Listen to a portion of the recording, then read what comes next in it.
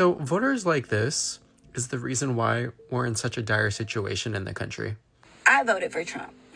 And I voted for Trump because I'm independent, but I believe in small government, no federal Yeah, how's that working for you?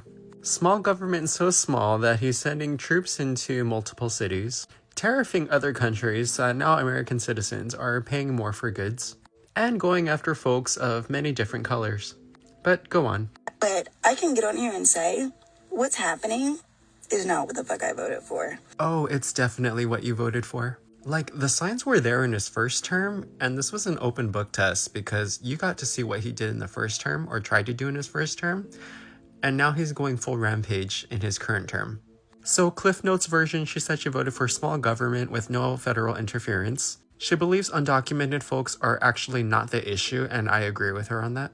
She's pro-choice when it comes to abortion. She believes in minimal spending and the free market. And she believes that if you're able to work, you should work, but also if you are not able to work, you should be able to get the help that you need as well. So let me show you the revelation that she discovers about herself, in which the reason why she voted for Donald Trump. I went back and I prayed and I asked God to reveal to me, like, why did you make that vote? Like, why? And I can honestly sit here and say that I know what got me is the transgender. Like, I don't want my kids to have to combat with that. And then God said, but what was that for you to do? You could have just loved them, and if it affected you, it did, and if it didn't, it didn't.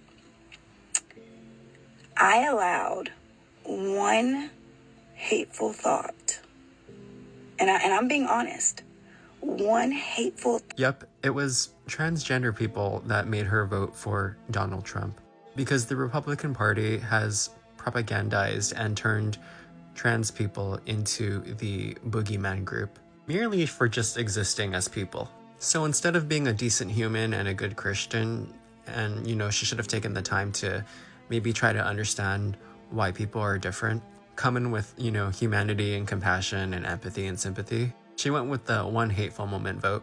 And she's come to the realization that this administration is not what she actually pictured, because she thought that they were all about small government, no interference, and in the rest of the video she realizes that Project 2025 is a thing, because at first she thought it wasn't, but she's seeing the signs of it now. And her other revelation towards the end of the video is the reason as to why we got to this point is because many people voted on one moment of hate, not taking accountability for their own actions, and instead by blaming other people.